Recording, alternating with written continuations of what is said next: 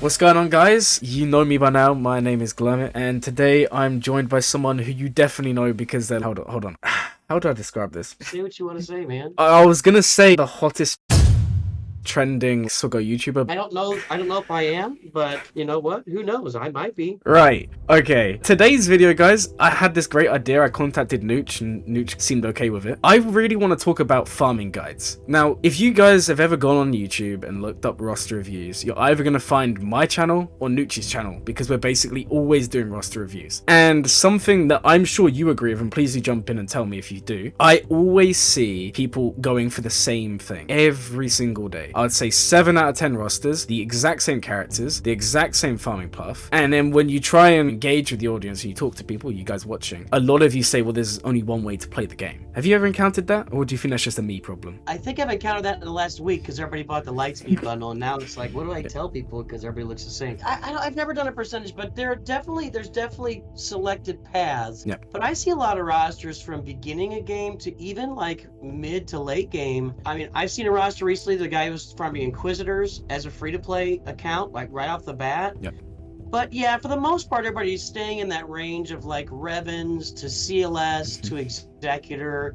Those are the general starting paths, you know, Bounty Hunters, Imperial Troopers. Those are the general starting paths that most people are taking these days on their way to, you know, usually to Executor first and then try to get a Galactic Legend second. That's basically what I'm kind of seeing as well. And what I really want to talk about today is there are so many content creators. I saw a video of yours. It was your Hyperdrive bundle farming guide that you put out a while back. And in that video, you kind of said yourself, there's so many content creators now for the game. More so than ever. I mean, there's me, there's you, there's Sonjita, there's Calvin Awesome, there's Arnold. I mean, you can probably name like a billion different content creators because there's loads. And everyone has a unique spin on the game. Everyone has, you know, their favorite character, or maybe they have their way of playing, but it doesn't mean any farming guide is necessarily wrong. And that's kind of what I want us to cover today. I really want us to dive in, and I was thinking we could look at a few other content creator guides, and just maybe look at like 1 or 2 minutes of the video and just say, what do we gain from this? Like our insight on it, what do we agree with, and how you as someone playing the game, you as someone looking for farming guide advice, can actually take parts of different content creators and blend them together for like a more well-rounded roster. All right, let's do it. So obviously you type in Sugo farming, and Arnold is the number 1 guy. He is the first person that shows up.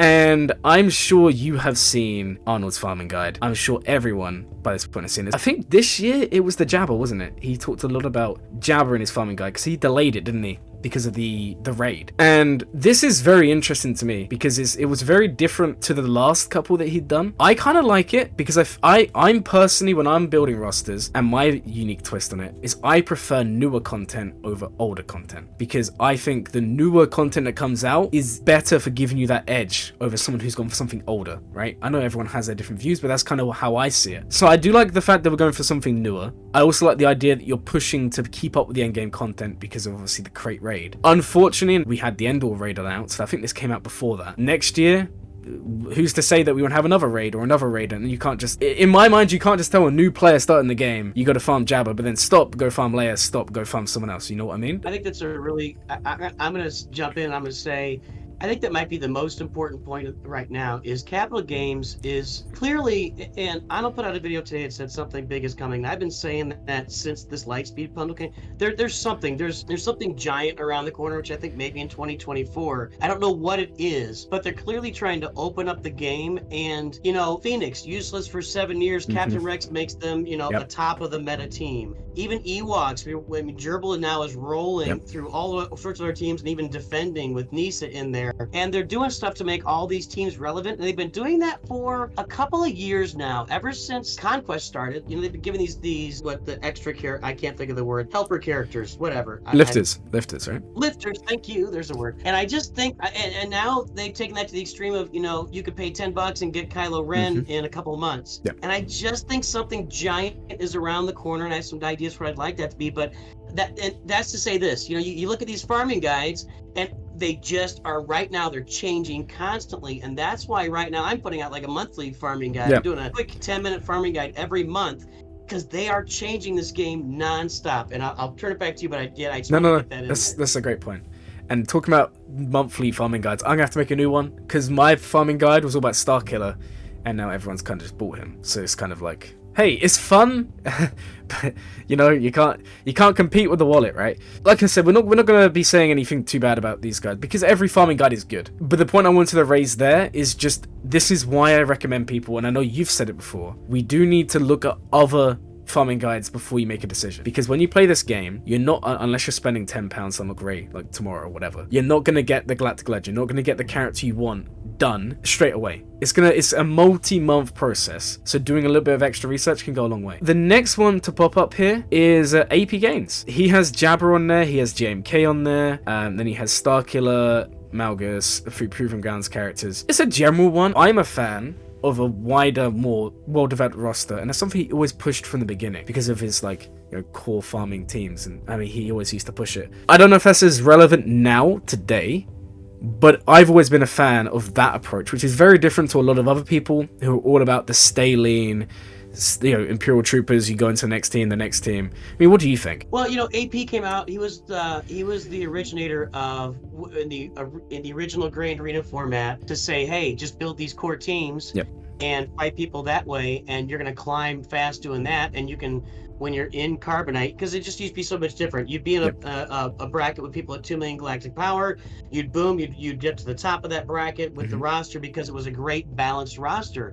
And I think he's made some adjustments over time. He still kind of resists that early Galactic Legend, which I don't know if that applies anymore, especially now, you know, with the Lightspeed packs coming out. But there's no world I see where they don't release these Lightspeed packs on some kind of regular cadence and with different characters in them going forward. So he always kind of resisted that, but you know, AP was really innovative to the game with his farming strategy of saying, you know, we're going to go farm all these 8 core teams, and then there's, you know, whatever 5 or 6 of the secondary core teams, and it was kept developing. You know, originally it's CLS and Gas and Revens, and then you add in Wappa eventually there, and you add in the Qui-Gon Omicron, and then you've got the ships.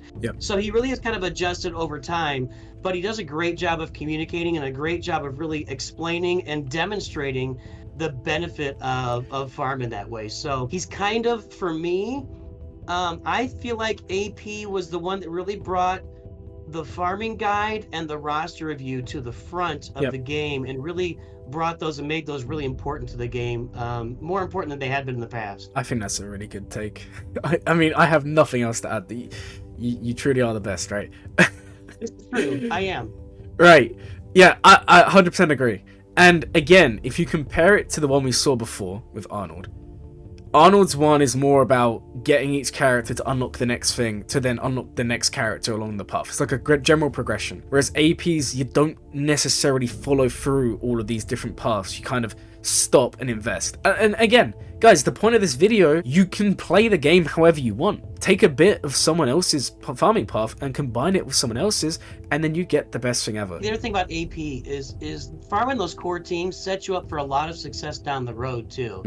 You know, if you're just farming those set teams, then it's going to give you different paths, different farming paths available to you as you move forward. And right now, I think that path, generally speaking, goes on the CLS Jedi Knight Luke path, which leads you to 3 Galactic Legends right now. So that's very, very true. Now, I do want to jump in there and say that I've seen a lot of people, especially my Discord server and just in general, saying they're going to hold off on the JML side of that trio, because they're worried that the new packs are going to come for those in the next 6-7 months. And go on. I never think anybody should farm on what they think might happen. I just, maybe you farm something and the pack comes out and you say, well, I could have just bought it or whatever. And maybe you got plenty of other stuff to do. You know, if you've got like 4 or 5 other farms you want to do and you prioritize, great, that's great.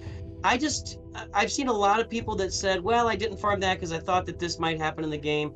You just can't predict this stuff right now. I mean, if I'm looking at it, I don't know that they would release a great Jedi Master Luke pack, because in the near future, because it would just lead you straight into that pack. If it's all of Jedi Master Luke's requirements, or if you need 3 packs for it or whatever, it would lead you straight into Jabba and Leia as well. So I'd be surprised at that, but I just, generally speaking, I'm not a fan of making decisions based on what you think might happen in the future. Right. You should deal with what you actually have in front of you at the moment, and then just adjust as you go. 100%. Now, my take on that is very similar, except I would just like to add in that I like to look at stuff as the potential loss versus gain, right? It's the same reason why when I unlocked Executor, I 7-starred it, because whilst it cost a lot to do, the gain in doing it would pay back over time, right? And it's the same here. If you're close, if you have Jabba, if you have Leia, and you don't have JML, if you wait 7 months just to finish him, which I don't know why you would do, yeah, it's gonna be cheap in terms of money, in terms of time for actually finishing it, but you're missing out on having that character for 7 months. When it may take you 2 months to unlock them, right?